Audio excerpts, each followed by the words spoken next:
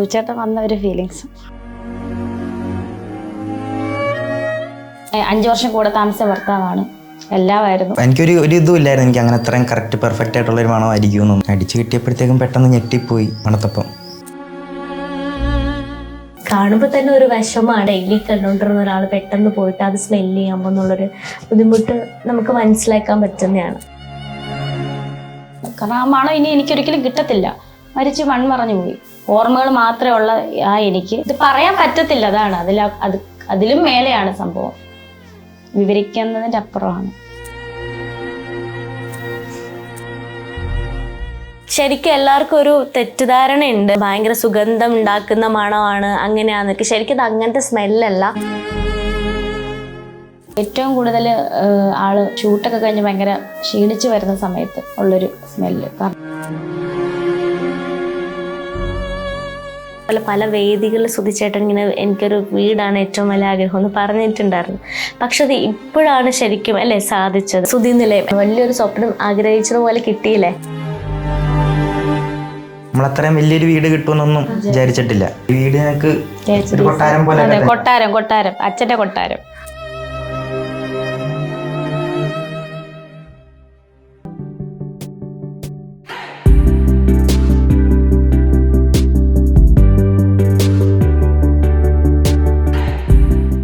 മഴവിൽക്കടുത്തിലെ മധുര പിസറിലേക്ക് സ്വാഗതം. പിന്നെ എൻ്റെ കൂടെ ഉള്ളത് രേണു ചേച്ചിയും പിന്നെ അതുപോലെ നമ്മുടെ ഋതപ്പനുമാണ്. അപ്പോൾ രണ്ടുപേർക്കും വെൽക്കം ടു ദ ഷോ. എന്തൊക്കെയുണ്ട് വിശേഷം? പനി എന്നൊക്കെ കേട്ടല്ലോ. ഇല്ല പനിയല്ല. അപ്പൊ വെറുതെ പറഞ്ഞതാണോ പനിന്ന്? ആണ്. സ്കൂളിലൊക്കെ പോയി തുടങ്ങിയായിരുന്നോ? പുതിയ പുതിയ വിശേഷങ്ങൾ വന്നിട്ടുണ്ട് അല്ലേ? കുറച്ച് ദിവസമായി നമുക്ക് സോഷ്യൽ മീഡിയയിലും അല്ലെങ്കിൽ തന്നെ നമ്മൾ ഓൾറെഡി ഞാൻ ഇതിന് മുന്നേ ചേച്ചിയോട് കുറേ വിശേഷങ്ങളൊക്കെ ചോദിച്ച് മനസ്സിലാക്കിയിട്ട് ഇവിടുന്ന് പോയതാണ്. അപ്പോൾ കാത്തിരുന്ന ഒരു സുദിനം വന്നു അല്ലേ? അപ്പോൾ നക്ഷത്ര ചേച്ചി ഇത്രയും വേഗം ആ ഒരു ഗിഫ്റ്റ് കൊണ്ടു തരുമെന്ന് പ്രതീക്ഷിച്ചിട്ടുണ്ടായിരുന്നോ? അന്ന് ഞാൻ പറഞ്ഞായിരുന്നല്ലോ. അപ്പൊ അത് എന്തായാലും അവൾ ഏറ്റവും നമുക്ക് കൊണ്ടു തരുമെന്ന് എനിക്ക് അറിയായിരുന്നു, ഉറപ്പായിരുന്നു. കാരണം അത്ര റിസ്ക് എടുത്തിട്ടാണ് അങ്ങ് പോയത്. എനിക്ക് പോകാൻ പാസ്പോർട്ടും കാര്യങ്ങളും ഒന്നും ഇല്ല. അല്ലെങ്കിൽ നമുക്ക് അറിയില്ല, പാസ്പോർട്ട് ഉണ്ടെങ്കിൽ നമുക്ക് പോകാൻ അറിയില്ലല്ലോ. അപ്പം ലക്ഷ്മിയുടെ ചിന്നുവിന്റെ അടുത്ത് പറഞ്ഞപ്പം ചിന്നു അത് എന്തായാലും അത് എനിക്ക് ഉറപ്പായിരുന്നു തരുമെന്ന്. അങ്ങനെ കുറച്ചുനാൾ ആയി കൊണ്ട് തന്നു. അത് മാത്രല്ല വീഡിയോ കാണുക നമുക്ക് എല്ലാവരും കണ്ണു നിറയുന്ന ഒരു അവസരം ഉണ്ടാക്കാൻ ഒരു ഇടയുണ്ട്. ഇപ്പൊ മോനാണെങ്കിലും അല്ലേ, നമുക്ക് ഓരോ കാര്യങ്ങൾ ഇങ്ങനെ പറഞ്ഞ് നമ്മളൊരു വലിയൊരു ചെറിയൊരു കാര്യമല്ല, ഒരു വലിയ കാര്യമാണ് സാധിച്ചു തന്നിട്ടുള്ളത്. അപ്പം അത് കണ്ടപ്പോ എന്താ ചേച്ചിക്ക് എന്താ ശരിക്കും പറയാനുള്ളത്? അത് കണ്ടപ്പോ എന്താ തോന്നിയേ? വലിയ കാര്യം തന്നെയാണത്. അന്ന് കൊണ്ടു തന്നപ്പം നമുക്കത് അറിയില്ല, അത് എങ്ങനെ എത്രത്തോളം ഇത് ചിന്നുവിനും അറിയില്ലായിരിക്കും അത് എത്രത്തോളം. കാരണം ഞങ്ങൾക്ക് എഫക്റ്റ് ആ സ്മെല്ല് നമുക്കല്ലേ അറിയത്തുള്ളൂ, ഫീൽ ചെയ്യത്തുള്ളൂ. അവർക്കും അറിയാം. എങ്കിലും കുറച്ചുകൂടി ഇപ്പൊ ചിന്നു തന്നെ പറയണുണ്ടായിരുന്നു അതിനകത്ത് കുറച്ചുകൂടി ഫീൽ ചെയ്യുന്ന, അല്ലെങ്കിൽ ആ യൂസഫിക്ക തന്നെ പറയുന്നുണ്ട് വൈഫിനും അവർക്കൊക്കെ ആയിരിക്കും, അടുത്തറിയാവുന്നവർക്കായിരിക്കും അല്ലെങ്കിൽ വൈഫിനെ മക്കൾക്കൊക്കെ ആയിരിക്കും ശരിക്കും ഫീൽ ചെയ്യുന്നത്. അപ്പൊ ആ ഒരു ഇതും എനിക്കുണ്ടായിരുന്നു. എന്തുവാ, പക്ഷെ എനിക്ക് ഉറപ്പായിരുന്നു അന്ന് വിളിച്ചപ്പോഴത്തേന് എന്താ പറയാ അങ്ങനെ ക്രിയേറ്റ് ചെയ്യുമെന്ന് പറയുമ്പോൾ നമുക്ക് ഉറപ്പായിരുന്നു സെയിം ഇതായിരിക്കും. പക്ഷെ അത് നമ്മൾ അനുഭവിച്ചറിഞ്ഞല്ലോ. അപ്പം അത് ചിന്നു കൊണ്ട് തന്നപ്പം അത് അടിച്ചു നോക്കിയപ്പോ സത്യം പറഞ്ഞാൽ ഞെട്ടിപ്പോയി ഞാൻ. വേറൊന്നുമല്ല, സുധിച്ചേട്ടൻ എനിക്ക് തോന്നിയ സ്മെല്ലെന്ന് പറഞ്ഞ ആള് ഷൂട്ടൊക്കെ കഴിഞ്ഞിട്ട് അതുപോലെ ആ മരിച്ച സമയത്തെ സ്മെല്ലും ഉണ്ട്.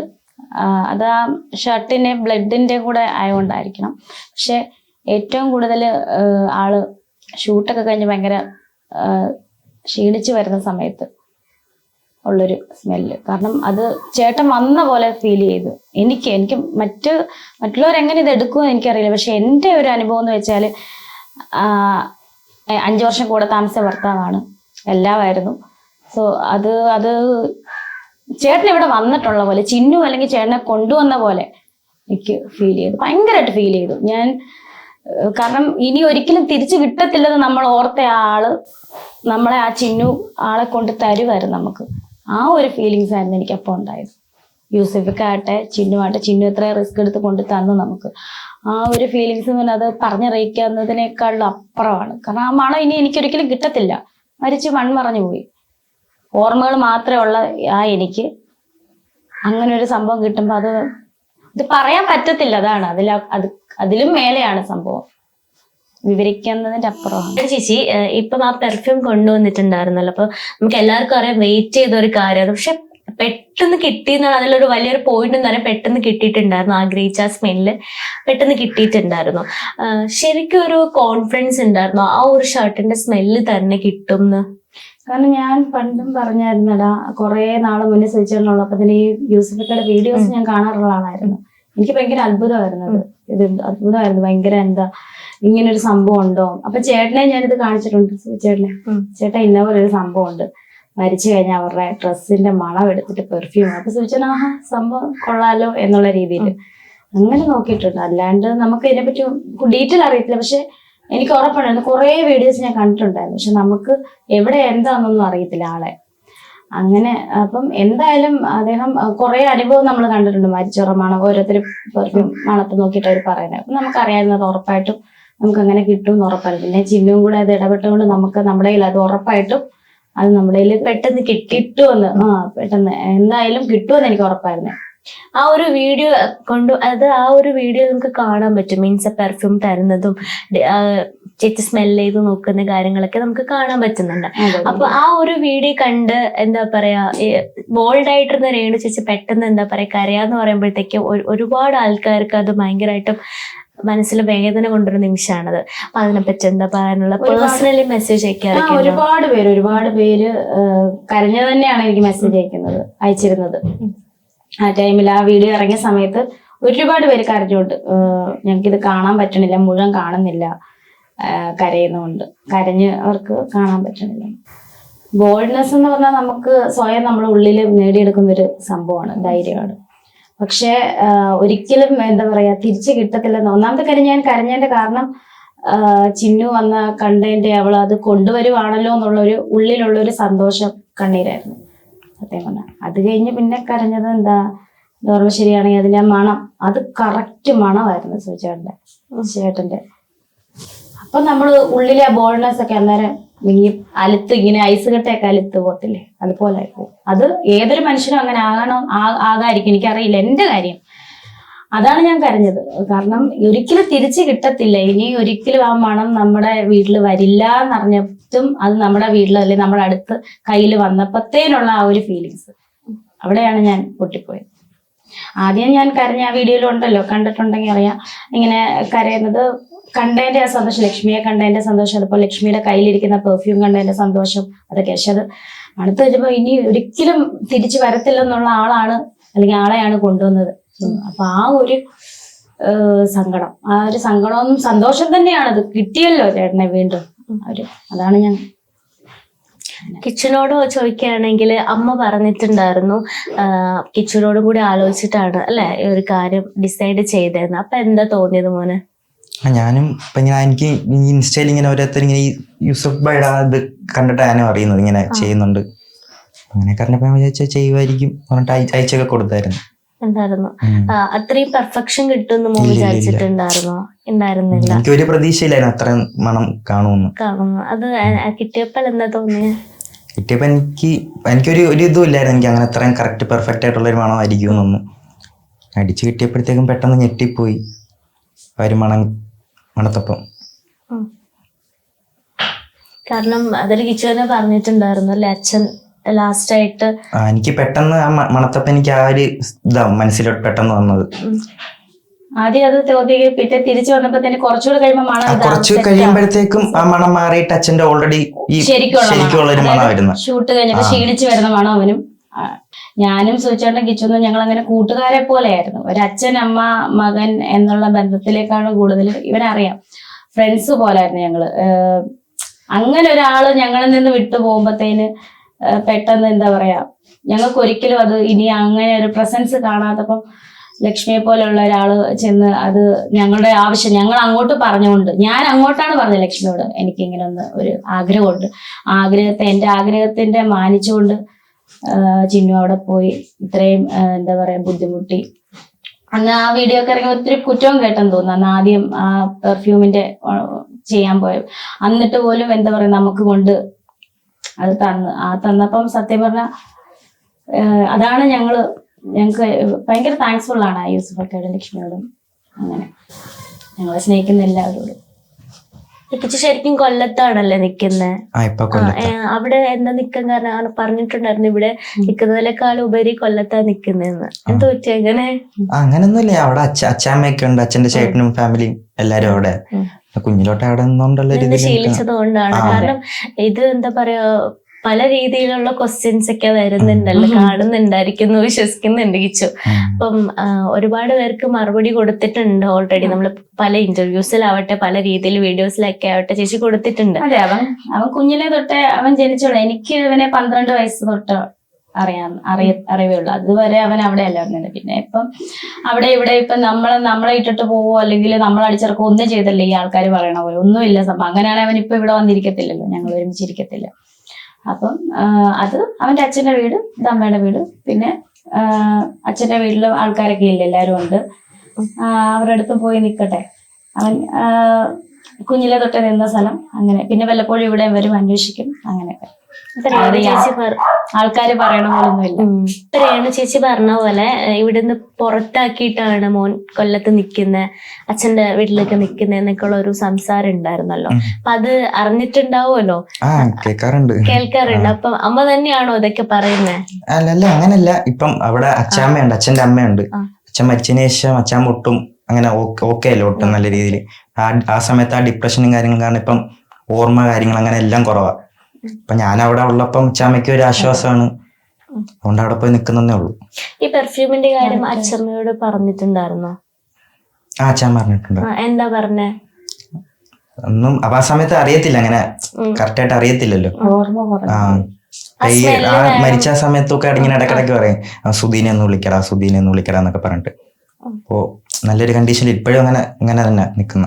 ഓക്കെ. സ്മെല്ല്, അതിന്റെ പെർഫ്യൂമിന്റെ കാര്യം പറഞ്ഞിട്ടെന്ന് പറഞ്ഞല്ലോ, ഈ സ്മെല്ല് ചെയ്യണം എന്ന് എപ്പോഴെങ്കിലും പറഞ്ഞിട്ടുണ്ടോ? ഒരു മണം ഇതുവരെട്ട് അങ്ങനെ പറഞ്ഞു കൊണ്ടുവന്ന് കൊടുക്കണമെന്നുണ്ട് അവിടെ നിന്ന് എല്ലാരും, അവിടുത്തെ വീട്ടുകാരൊന്നും കൊണ്ട് കൊടുക്കണം എന്ന് ആഗ്രഹമാണ്. കാരണം എനിക്ക് തോന്നുന്നു എല്ലാവരുടെ മനസ്സിലും തിങ്ങി നിൽക്കുന്ന ഒരു മണം ഉണ്ട് ശരിക്കും ചോദിച്ചത്. അപ്പൊ എല്ലാരും പറഞ്ഞൊരു, അല്ലെങ്കിൽ എല്ലാരും കാണണം എന്ന് ആഗ്രഹിക്കുന്ന ഒരു പെർഫ്യൂമാണ് ഇപ്പം രേണു ചേച്ചിയുടെ കയ്യിലുള്ളത്. ഓൾറെഡി നമ്മൾ കണ്ടിട്ടുണ്ടായിരുന്നെങ്കിലും പലരും പിന്നും അല്ലേ ഒരുപാട് രീതിയിൽ ചോദിക്കുന്നുണ്ടായിരിക്കും. എനിക്ക് തോന്നുന്നു സുധിച്ചേട്ടനോ ഒരുപാട് രീതിയിൽ സ്നേഹിക്കുന്നത്, പല രീതി അല്ലേ, ഇമോഷണൽ ആവട്ടെ കോമഡി ആവട്ടെ പല രീതിയിൽ പല കാറ്റഗറിയിൽ പെടുന്ന ഒരു വിസ്മയമായിരുന്നു നമുക്ക് സ്റ്റാർ മാജിക്കിൽ കാണാൻ പറ്റുക. അപ്പൊ അവിടെ ആ ഒരു ഫാമിലിയിൽ നിന്ന് തന്നെ കൊണ്ടുവന്ന് തരുകയും ചെയ്തു, ആഗ്രഹം പ്രകടിപ്പിച്ചപ്പോൾ തന്നെ. അപ്പോൾ ഇനി നമുക്ക് ആ ഒരു പെർഫ്യൂം അവര് എന്താണ് നമുക്ക് മുന്നിൽ കാണിക്കുകയാണ്. ഇതായിരുന്നു അല്ലെ നമ്മൾ പറഞ്ഞ് ചെയ്യിപ്പിക്കാൻ കൊടുത്തിരുന്ന പെർഫ്യൂം, അത്രയും പെർഫെക്ഷൻ കിട്ടിയിട്ടുണ്ട്. നമുക്കൊന്ന് കാണാം.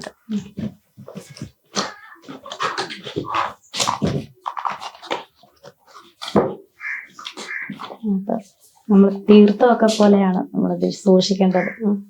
എപ്പോഴും അടിച്ച് അങ്ങനെ പറ്റില്ല, എപ്പോഴും യൂസ് ആക്കാറില്ല. പറ്റില്ല. അത് ചിന്നു തന്നെ പറഞ്ഞല്ലോ, അതിനകത്ത് പൂപ്പലിന്റെ ഇതുണ്ട്, ബ്ലഡിന്റെ ഉണ്ട്. അപ്പൊ നമ്മൾ അങ്ങനെ അടിക്കാൻ പറ്റത്തില്ല. ആ സ്മെല്ലിന് വേണ്ടിയിട്ട് മാത്രം അടിച്ചു.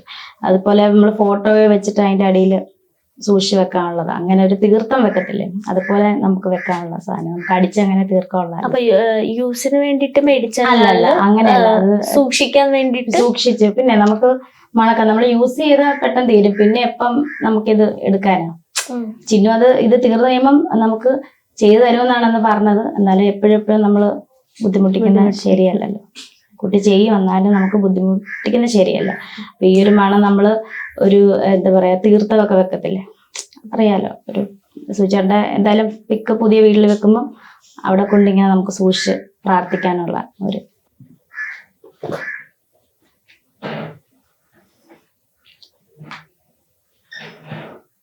കുറച്ച്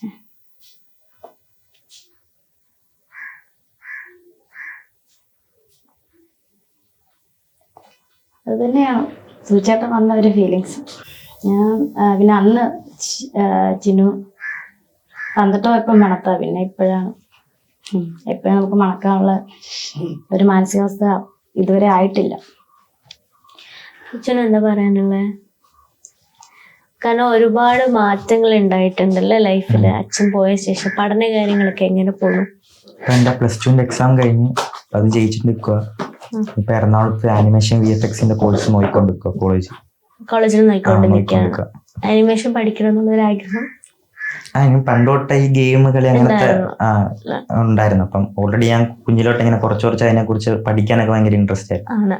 അങ്ങനെ കുറച്ചൊക്കെ ചെയ്ത് പിന്നെ അത് പഠിക്കണമെന്നൊരു ആഗ്രഹമുണ്ട് മൊത്തത്തിൽ. അപ്പൊ അച്ഛൻ എന്തെങ്കിലുമൊക്കെ ആഗ്രഹം പറഞ്ഞിട്ടുണ്ടായിരുന്നോ, ഇങ്ങനെ വലുതാകുമ്പോ ഇങ്ങനെ ചെയ്യണം അങ്ങനെ ചെയ്യണം എന്നൊക്കെ? അങ്ങനെ ഞാൻ ഈ ആനിമേഷന്റെ കാര്യം തന്നെ ഇങ്ങനെ പറയുന്നുണ്ട് അച്ഛനും അത് തന്നെ പഠിപ്പിക്കാനായിട്ട് തന്നെയായിരുന്നു ഭയങ്കര ആഗ്രഹമായിരുന്നു. ആദ്യം പഠിക്കാൻ ഭയങ്കര ഉഴപ്പനായിരുന്നു. അതിനുശേഷം ഇപ്പം പഠിച്ച് പാസ്സായി അല്ലേ, +2 ഒക്കെ അല്ലേ പാസ്സായിട്ടുണ്ട്. അപ്പം അവിടുന്ന് പെട്ടെന്നൊരു ഒരു ഗ്രോത്ത് ഉണ്ടായതായിരുന്നു. കാരണം ഉഴപ്പിനായിരുന്നിട്ട് പെട്ടെന്നല്ലേ ഇനിയൊരു ഫാമിലി മോന്റെ കയ്യിലാണ്. അപ്പൊ എന്താ പറയാനുള്ളത്? അച്ഛൻ ഇല്ല, അമ്മയാണ്, അനിയനുണ്ട്. ഇപ്പൊ എന്താ ഇത് ഈ കോഴ്സ് പഠിക്കുക, അത് ജോലി കിട്ടുക, ഇവരെ നോക്കുക, ഇതൊക്കെ തന്നെ ഇനി മുന്നിലോട്ടുള്ള പ്ലാൻ. ശരിക്കും എനിക്ക് തോന്നുന്നു, എനിക്ക് ഓൾറെഡി സുചേട്ടൻ്റെ സ്മെല്ല് എന്താണെന്ന് അറിയില്ല, പക്ഷെ എങ്കിലും ഈ ഒരു ചുറ്റും അല്ലേ ആ ഒരു മണം ഉണ്ട് ശരിക്കും. അപ്പം നമുക്ക് അത് കാണുമ്പോൾ തന്നെ ഒരു വിഷമാണ്. കാരണം നമ്മൾ ഒരിക്കൽ പോലും കാണാത്തൊരു വ്യക്തിയുടെ സ്മെല്ല് അത് സ്മെല്ല് ചെയ്തിട്ട് അത് വീട്ടിലുള്ളവർ തന്നെ സ്മെല്ല് ചെയ്യും. ഡെയിലി കണ്ടുകൊണ്ടിരുന്ന ഒരാൾ പെട്ടെന്ന് പോയിട്ട് അത് സ്മെല്ല് ചെയ്യാമ്പോൾ എന്നുള്ളൊരു ബുദ്ധിമുട്ട് നമുക്ക് മനസ്സിലാക്കാൻ പറ്റുന്നതാണ്. ഇപ്പം ഈ ഒരു വീഡിയോയുടെ അടിയിൽ ഒരുപാട് കമന്റ് വന്നല്ലോ, അതിനെ കുറിച്ച് എന്താ പറയാനുള്ള? എന്നും പറയുന്ന നെഗറ്റീവ് ഞാൻ മൈൻഡ് ചെയ്യാറില്ല. പോസിറ്റീവിന്റെ പുറകെ ഞാൻ പോകാറില്ല. നെഗറ്റീവ് ഞാൻ മൈൻഡ് ചെയ്യാറില്ല, പോസിറ്റീവിന്റെ പുറകെ ഞാൻ പോകാറില്ല. പോസിറ്റീവ് നമ്മളെ തേടി വരുന്നത് നമ്മൾ അക്സെപ്റ്റ് ചെയ്യും, നെഗറ്റീവ് നമുക്ക് വേണ്ടാത്തതുകൊണ്ട് നമ്മൾ അത് റിജക്ട് ചെയ്യും. അങ്ങനെ ഇപ്പം മുന്നോട്ട്. ഇപ്പം മറ്റൊരു കാര്യമുണ്ട്, ലക്ഷ്മി ചേച്ചി അച്ഛന്റെ പെർഫ്യൂം കൊണ്ട് തരാന്ന് പറഞ്ഞതിന്റെ ആ ഒരു വീഡിയോ ഔട്ട് ഇറങ്ങിയപ്പോ തന്നെ ഒരുപാട് രീതിയിലുള്ള ബാഡ് കമന്റ്സും എന്താ പറയാ ഒരു സൈബർ അറ്റാക്ക് തന്നെ ഉണ്ടായിരുന്നു. അത് മോൻ കണ്ടിട്ടുണ്ടായിരുന്നില്ലേ? ഇൻസ്റ്റയിൽ വരുന്ന ഓരോന്നും ഇങ്ങനെ കാണത്തുള്ളൂ, അല്ലാണ്ട് ഞാൻ അതിനെ കുറിച്ച് വേണ്ടി മാത്രം ഇങ്ങനെ ഇരുന്ന് നോക്കത്ത കാര്യങ്ങളൊന്നുമില്ല. അങ്ങനെ അതിനെ കുറിച്ചൊന്നും മൈൻഡ് ചെയ്യത്തില്ല അങ്ങനത്തെ കാര്യങ്ങൾ. ഇല്ല, ചേച്ചിയോട് കോണ്ടാക്ട് ചെയ്തിട്ടുണ്ടായിരുന്നു. ചേച്ചിയെടുത്ത് ഞാൻ ഇങ്ങനെ മെസ്സേജ് പറയുന്നവര് പറയട്ടെ, അത് മൈൻഡ് ചെയ്യാൻ നിൽക്കണം, നമുക്കറിയാലോ നമ്മുടെ കാര്യങ്ങൾ എന്ന് പറഞ്ഞിട്ടുണ്ടായിരുന്നു. കാരണം എനിക്ക് തോന്നുന്നു മരണശേഷം ഇതുവരെയും എല്ലാ കാര്യങ്ങളും നോക്കുന്ന ഒരു വ്യക്തി തന്നെ ആയിരുന്നില്ലേ മോൻ? എല്ലാ കാര്യങ്ങളും സപ്പോർട്ട് ചെയ്യുന്നവര് അല്ലേ? എനിക്ക് തോന്നുന്നു അന്ന് മുതൽ ഇന്ന് വരെ എനിക്ക് തോന്നുന്നു മുന്നോട്ട് അങ്ങനെ തന്നെ ഉണ്ടാവും. അവന്റെ പഠിത്തക്കാരുമാണെങ്കിൽ ഇപ്പം കിച്ചുവിന്റെ പഠിത്തക്കാരുമാണെങ്കിലൊക്കെ നോക്കുന്നുണ്ട്, എല്ലാ കാര്യങ്ങളും ഫ്ലവേഴ്സ് നോക്കുന്നുണ്ട്. അപ്പം ഇങ്ങനെ ഒരു ഓപ്പർച്യൂണിറ്റീസ് കിട്ടിയില്ലായിരുന്നെങ്കിൽ ശരിക്കും ഫ്യൂച്ചർ എന്താവുമായിരുന്നു? എനിക്കൊരു പ്ലാനും ഇല്ലായിരുന്നു ആ സമയത്ത് എന്ത് ആകുമെന്ന്. ഞാൻ അച്ഛനാ മരിച്ച സമയത്ത് എനിക്ക് ഒരു ഐഡിയ ഇല്ല എന്തോ ചെയ്യും. അങ്ങനെ പെട്ടെന്ന് ഇങ്ങനെ അനൂപേട്ടനും വിളിച്ച എല്ലാ കാര്യത്തിനും ഇങ്ങനെ പറഞ്ഞ എല്ലാത്തിനും ഒപ്പമുണ്ട്, ഒന്നും പേടിക്കണ്ട. അപ്പോഴൊന്നും ഒരു സമാധാനം അപ്പോഴൊന്നും ആകുന്ന, പിന്നെ ഒന്നും അറിയത്തില്ലായിരുന്നു എന്ത് ചെയ്യും അങ്ങോട്ടെന്ത്. എന്നോട് പറഞ്ഞത് അന്ന് ആ സമയത്ത് ഒന്നും ഒരു ഐഡിയ ഇല്ലായിരുന്നു അമ്മ, ഇത് എന്നെ സംഭവിക്കുന്ന പോലും എനിക്ക് മനസ്സിലായിട്ടില്ല. പിന്നെ എല്ലാവരും കൂടെ ഉണ്ട് എന്ന്, അല്ലെങ്കിൽ ഞാൻ എന്ത് ചെയ്യും, ഉത്തരവാദിത്തം മുഴുവൻ എന്നെ ഏൽപ്പിച്ചിട്ട് അച്ഛൻ പോയി. അന്ന് എൻ്റെ അടുത്ത് പറഞ്ഞതാണ്, ഇപ്പോഴാണ് ഞാനത് ഓർക്കുന്നത്. ഉത്തരവാദിത്തം മുഴുവൻ എന്നെ ഏൽപ്പിച്ചിട്ട് പോയി, ഞാൻ എന്ത് ചെയ്യും മുന്നോട്ട്. അപ്പൊ അനുപേട്ടനൊക്കെ പറഞ്ഞ് എല്ലാരും കൂടെ ഉണ്ടെന്ന് പറഞ്ഞപ്പോഴാണ് അവനൊന്ന് ഇതായത്, കൂളായത്. അല്ല, ഉത്തരവാദിത്തം നമ്മുടെ റെസ്പോൺസിബിലിറ്റി ആണ്. മൂത്ത മകനാണ്, ഇനി ഒരു മകനുണ്ട്, അവരൊന്നും അറിയാത്തൊരു പ്രായമാണ്. എനിക്ക് തോന്നുന്നു ഇപ്പോഴും അവന് അച്ഛൻ അല്ലേ ഒന്നും അറിയത്തില്ല. അന്ന് ശരിക്കും ചോദിച്ചിട്ടുണ്ടായിരുന്നല്ലേ എന്താ ഈ പെർഫ്യൂം എന്താ എന്നൊക്കെ ചോദിച്ചിട്ടൊന്നും അറിയത്തില്ലായിരുന്നു. സംസാരിക്കുന്ന കേൾക്കുമ്പോ അവന് മനസ്സിലായിട്ടുണ്ടാവില്ലേ? ഒന്നും അറിയത്തില്ല, ഇപ്പൊ തന്നെ സംസാരിച്ചപ്പോ കണ്ടില്ലേ. ഋതപ്പനെ കാണാൻ ഇവിടെ വരാറുണ്ടോ? വരാറുണ്ട്. അല്ല, നോർമലി നമ്മള് 2 പ്രാവശ്യം റെഡിച്ചേച്ചി കാണാൻ വന്നപ്പോ കിച്ചുവിനെ കണ്ടിട്ടുണ്ടായിരുന്നില്ല. എക്സാമിന്റെ കാര്യങ്ങളൊക്കെ ഉണ്ടായിരുന്നു. ശരിക്കും സപ്പോർട്ട് ചെയ്തിട്ടുണ്ടായിരുന്നോ പഠിക്കാൻ വേണ്ടിട്ട് ആരെങ്കിലും? എന്നെ പഠിപ്പിച്ചത് ഈ കോട്ടയത്തുള്ള ഒരു അമ്പിളി എന്ന് പറഞ്ഞിട്ടൊരു ചേച്ചിയാണ്. അത് ഏട്ടൻ മരിച്ചപ്പം ആദ്യം ഫ്ലവേഴ്സ് പഠിപ്പിക്കാനാണ് ആന്റി ഇങ്ങോട്ട് വന്ന് എന്നെ പറഞ്ഞു പഠിപ്പിക്കാന്ന് പറഞ്ഞിട്ടുണ്ട്. ഫ്ലവേഴ്സിനോടും പറഞ്ഞപ്പം +2 6 മാസത്തെ ഒരു കോഴ്സ് ആയിരുന്നു അത്. അങ്ങനെ വെച്ചിട്ട് അപ്പൊ അത് കഴിഞ്ഞിട്ട് ഇനിയുള്ള ഒരു പഠനം മുന്നോട്ട് കൊണ്ടുപോകുന്നത് ഫ്ലവേഴ്സ് ആണ് അല്ലെ? ഇനി മറ്റൊരു വിശേഷം എന്ന് പറയുന്നത്, നമുക്ക് ഇപ്പൊ ചേച്ചിക്ക് അറിയാം നാടകത്തിലൊക്കെ അമ്മ അഭിനയിക്കുന്നുണ്ട്. അപ്പൊ അതിനെ പറ്റി എന്താ മകൻ എന്ന രീതിയിൽ? കാരണം പലരും പറഞ്ഞു എന്താണ് ഇവള് കാണിക്കുന്നേ എന്നൊക്കെ പറയാറുണ്ട്.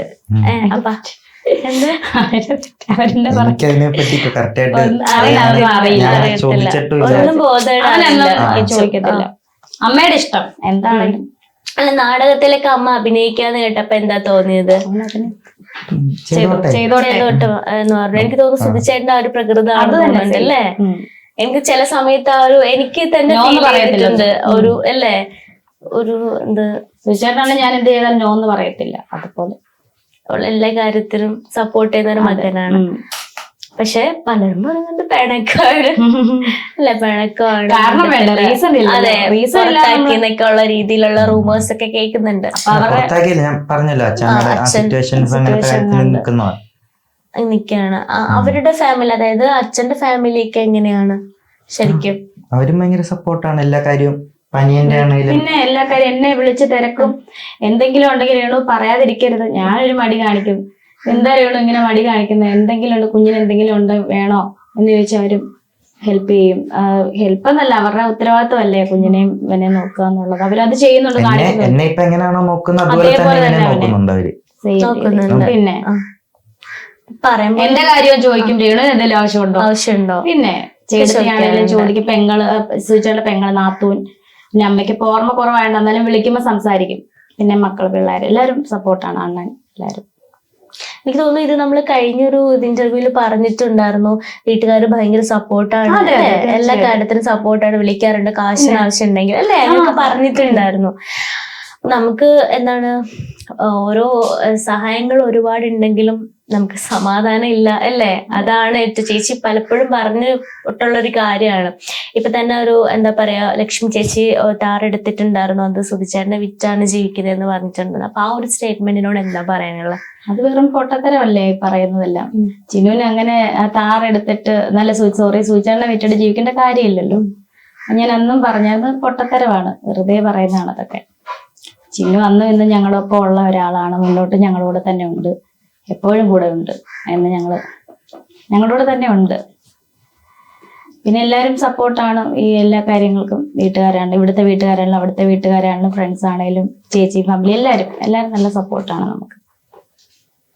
അല്ല, ഇപ്പം ഈ ഒരു ഇപ്പൊ ഇത് മാത്രല്ല, നമ്മളിപ്പോ എന്തിട്ടാലും അല്ലെ അതിന്റെ അടിയിൽ എനിക്ക് തോന്നുന്നു ഇത്രയും നെഗറ്റീവ്സ് വരാൻ എന്താ കാര്യം എന്ന് ചിന്തിക്കാം. കാര്യം നമ്മള് തളരുന്നില്ല. അതുകൊണ്ട് തളർന്നു കഴിഞ്ഞാൽ നെഗറ്റീവ് വരത്തില്ലല്ലോ. തളരുന്നില്ലാത്തതുകൊണ്ടാണ് നെഗറ്റീവ് വരുന്നത്. നമുക്കുള്ളില് സ്വിച്ചാണ് ഇപ്പം ജീവനോടുള്ളതുകൊണ്ട് നമ്മൾ ആ രീതിയിൽ നമ്മൾ നിൽക്കുന്നത്. അപ്പൊ പിന്നെ തളർത്താന്നുള്ളത് അവരുടെ കാര്യമായിരിക്കും. നെഗറ്റീവ് പറയുന്നവരുടെ കാര്യമാണ് തളർത്തുക എന്നുള്ളത്. പക്ഷെ നമ്മളത് വീഴുന്നില്ല, അതുകൊണ്ട് പിന്നെയും കൂടും നെഗറ്റീവ്. അതാണ് ഞാൻ ചിന്തിക്കുന്നത്. തളരത്തില്ല. പക്ഷെ അല്ല, എന്താ ഒരുപാട് പേര് എന്താ പറയാ, രേണുവിന്റെ പിറകെ പോവാതിരുന്നെങ്കിൽ, ക്യാമറയും കൊണ്ട് പോവാതിരുന്നെങ്കിൽ രേണു ജോലി ചെയ്ത് ജീവിച്ചനെ, ആ ഒരു സ്റ്റേറ്റ്മെന്റ്, അതിനോട് എന്താ നിങ്ങക്ക് പറയാനുള്ളത്? ക്യാമറയും പുറകെയല്ല, ചുമ്മാ കുറ്റം പറയുന്നതിന്റെ കാര്യം എനിക്ക് പറയുള്ളൂ. ക്യാമറയും പുറകെ എന്ന് പറഞ്ഞാൽ ഇപ്പം മറ്റുള്ളവർക്കും സുചേട്ടന്റെ ഫാമിലിയുടെ വിശേഷം അറിയേണ്ട ഒത്തിരി പേരുണ്ടാവും. ഒരുപാട് ജനങ്ങളുണ്ട്. ഈ നെഗറ്റീവ് പറയുന്നതിനേക്കാളും ഓപ്പോസിറ്റ് ഒരുപാട് ഞങ്ങളെ സ്നേഹിക്കുന്ന ഇപ്പോഴും ആൾക്കാരുണ്ട്. അപ്പൊ അവർക്കൊക്കെ ഞങ്ങളുടെ വിശേഷങ്ങൾ അറിയാൻ ആഗ്രഹമുണ്ട്. അപ്പൊ ഇങ്ങനെയല്ലേ പറ്റത്തുള്ളൂ. അവർക്ക് എല്ലാവർക്കും ഞങ്ങളുടെ വീട്ടിൽ വന്ന് അന്വേഷിക്കാൻ പറ്റത്തില്ലല്ലോ.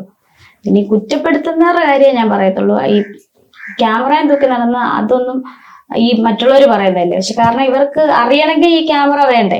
ഞങ്ങളുടെ വിശേഷങ്ങളും കാര്യങ്ങളും അറിയണമെങ്കിൽ, ജനങ്ങൾക്ക് അറിയണമെങ്കിൽ ക്യാമറ ഇല്ലാതെ അറിയാൻ പറ്റുമോ? സ്കൂളിൽ പഠിച്ച സമയത്താണെങ്കിലും പുറത്തേക്ക് ഇറങ്ങുന്ന സമയത്താണെങ്കിലും അച്ഛന്റെ കാര്യങ്ങളൊക്കെ തിരക്കാറുണ്ടായിരുന്നോ? കണ്ടു മനസ്സിലാക്കുന്നവർ എല്ലാരും വന്ന് ഓടി വന്ന് എനിക്ക് ചോദിക്കാറ്, ഇപ്പൊ എന്തോ ഇന്ന് എല്ലാരും ഒക്കെ ആയിട്ടിരിക്കുന്നു, അമ്മ എന്ത് ചെയ്യും, എന്ത് ചെയ്യും, എല്ലാ കാര്യവും വന്ന് തിരക്കുന്നുണ്ട്. സ്കൂളിലൊക്കെ എങ്ങനെയായിരുന്നു പിന്നെ മുമ്പ് പോയ സമയത്തൊക്കെ? ടീച്ചേഴ്സ് ഒക്കെ നല്ല സപ്പോർട്ട് ഉണ്ടായിരുന്നു, പഠിക്കാനൊക്കെ സഹായിച്ചിട്ടുണ്ടായിരുന്നു. വീട് പണി നടക്കാണ്, അതിനെ കുറിച്ച് എന്താ പറയാനുള്ള മോനെ? ഞാൻ വിചാരിച്ച പോലത്തെ നമ്മളത്രയും വലിയൊരു വീട് കിട്ടുമെന്നൊന്നും വിചാരിച്ചിട്ടില്ല. ഇപ്പം ആ ഒരു വീട് ഞങ്ങൾക്ക് കൊട്ടാരം, അച്ഛന്റെ കൊട്ടാരം. കാരണം അത് അത്ര ക്വാളിറ്റി ഉള്ള സാധനങ്ങൾ വെച്ചിട്ടല്ലേ KHDC അവര് തരുന്നത്, ചെയ്യണത്.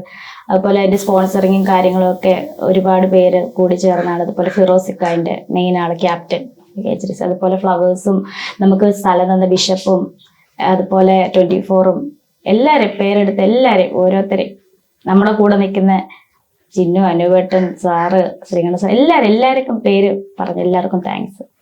ശരിക്കും ആഗ്രഹിച്ചതിനേക്കാൾ ഇപ്പൊ കിച്ചു പറഞ്ഞ പോലെ ആഗ്രഹിച്ചതിനേക്കാൾ ഒരു വലിയ വീട് കിട്ടിയിട്ടുണ്ടായിരുന്നേ. അപ്പം ഇതിന്റെ പിറകിൽ ഒരുപാട് പേരുടെ നല്ല മനസ്സിന്റെ ഓഫറിങ്ങും കാര്യങ്ങളും KHDC ഫിറോസൊക്കെയാണ് ഇതിന്റെ മെയിൻ വീടിന്റെ കാര്യത്തിന്റെ പണിയും കാര്യങ്ങളൊക്കെ ചെയ്യിപ്പിക്കുന്നത്. വലിയൊരു ഇപ്പൊ പറഞ്ഞ പോലെ കൊട്ടാരം തന്നെയാണ് കിച്ചു പറഞ്ഞ പോലെ. കാരണം അച്ഛൻ എപ്പോഴും ഏതൊരു വേദിയിലും എനിക്ക് തോന്നുന്നു അധികം ഇമോഷണൽ ഒന്നും എനിക്ക് അതേപോലെ ഒരു ആളാണല്ലേ കിച്ചു. ഇമോഷണൽ ആവട്ടെ അല്ലേ. പക്ഷെ ഒരു കാര്യം പറയാനുള്ളതെന്ന് വെച്ചാൽ അച്ഛൻ ഒരുപാട് സംസാരിക്കുകയും ചിരിക്കുകയൊക്കെ ചെയ്യുന്ന ഒരു വ്യക്തിയാണ്. പക്ഷെ അവൻ അങ്ങനെ ഇല്ല, ഓപ്പോസിറ്റ് ആണ്. അത് മാത്രല്ല ഇപ്പോഴെന്നല്ല അങ്ങനെയായിരുന്നു കുഞ്ഞിലെ കുറച്ച് നാള് പ്രായം ഏജഡായപ്പോ തൊട്ടേ അങ്ങനെയൊക്കെ ആണ്. കുറച്ച് കാര്യങ്ങൾ അല്ലെ ബോധേഡായപ്പോഴത്തേക്കും അവൻ സൈലന്റ് ആയതാ. ശരിക്കും ഇങ്ങനെ സൈലന്റ് ആയിരുന്നു അങ്ങനെ തന്നെ. കുഞ്ഞിലെ തൊട്ടല്ല, ഒരു 10th പഠിച്ചപ്പോ തൊട്ട് ആള് സൈലന്റ്. 15 വയസ്സൊക്കെ ആയപ്പോ തൊട്ട് അതുവരെ ഓടി കുഞ്ഞു പിള്ളേരെയൊക്കെ പോലെയൊക്കെ തന്നെയായിരുന്നു. 15 വയസ്സ് തൊട്ട് ആള് മാറാൻ തുടങ്ങി. കാരണം പല വേദികളിൽ ഞാൻ നേരത്തെ പറഞ്ഞ പോലെ പല വേദികളിൽ സുധിച്ചേട്ടൻ ഇങ്ങനെ എനിക്കൊരു വീടാണ് ഏറ്റവും വലിയ ആഗ്രഹം എന്ന് പറഞ്ഞിട്ടുണ്ടായിരുന്നു. പക്ഷെ അത് ഇപ്പോഴാണ് ശരിക്കും അല്ലെ സാധിച്ചത്.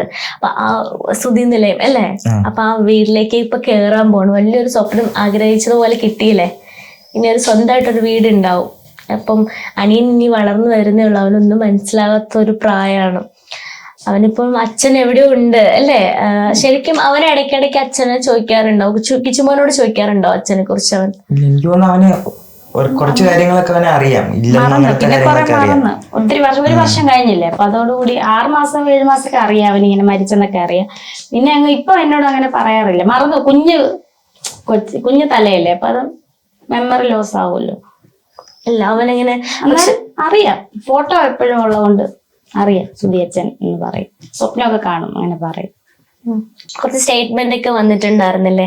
അപ്പൊ അതിനെ കുറിച്ച് എന്താ ഒരു വീഡിയോ ആക്കി ഒന്നും ചെയ്യാതെ മറുപടി കൊടുക്കാത്ത? മറുപടി ഞാൻ ലൈവില് കൊടുക്കും ഇടയ്ക്ക് ഇൻസ്റ്റാഗ്രാമിൽ, അല്ലാതെ ഞാൻ വീഡിയോ ആക്കി ഒന്നും ഇടാറില്ല. പിന്നെ ഇങ്ങനെ ഇന്റർവ്യൂ വരുമ്പോൾ ചോദിക്കുന്നതിന് നമുക്ക് ഉള്ളിലുള്ള കാര്യങ്ങൾ നമ്മൾ പറയും, അങ്ങനെയുള്ളൂ. അല്ലാതെ നമ്മൾ വീഡിയോ ആക്കി മറുപടി ഒന്നും ഇന്നുവരെ അങ്ങനെ ക്രിയേറ്റ് ചെയ്തിട്ടില്ല, കൊടുത്തിട്ടുണ്ടായിരുന്നില്ല. ഇല്ല, ലൈവില് പോകുമ്പോ നമുക്ക് പറയാൻ പറ്റുന്നൊക്കെ പറയും. ഇങ്ങോട്ടൊന്നും കേൾക്കുന്നില്ലല്ലോ ലൈവില്.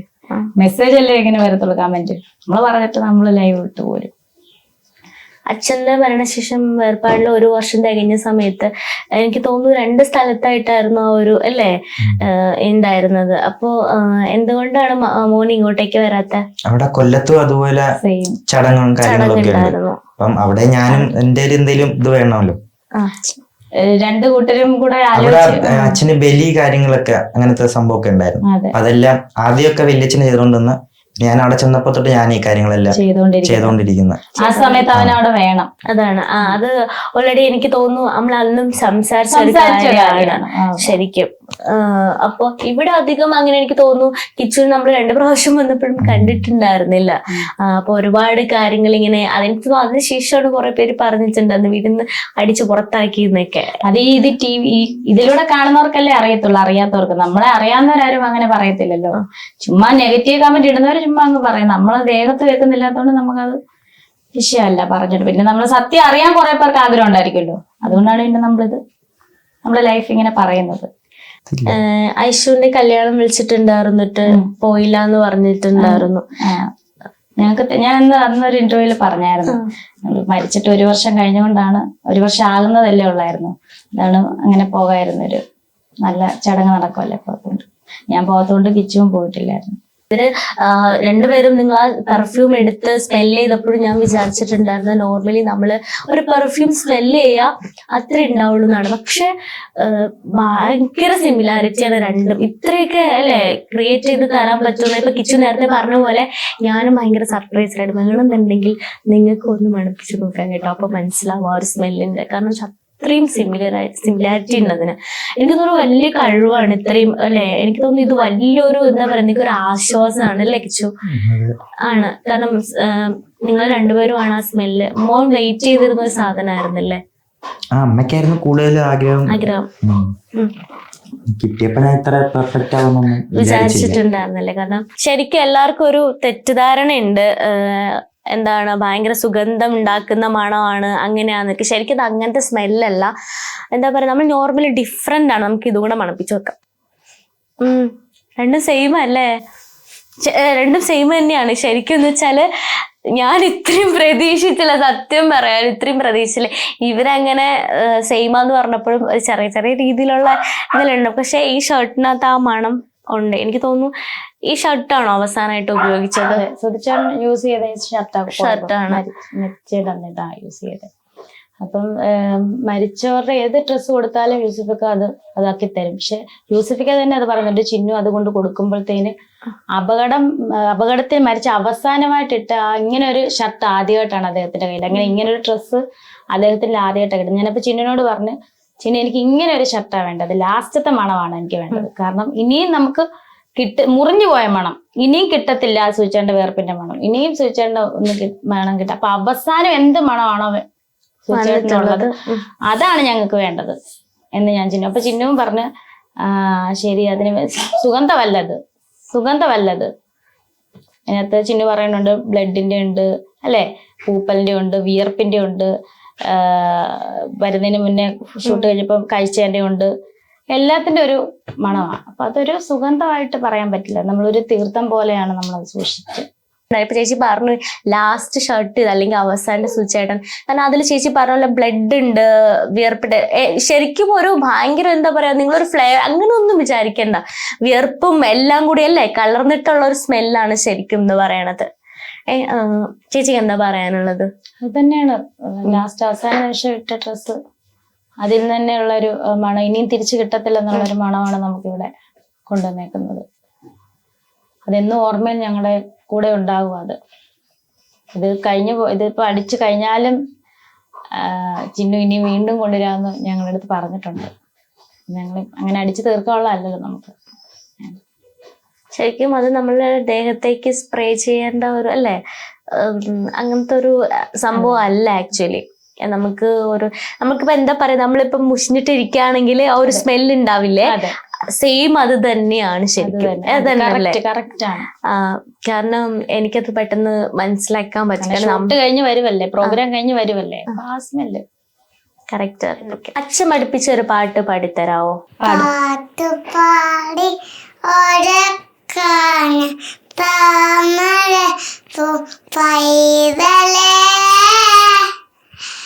കേട്ടു കേട്ടു കരനിന്റെ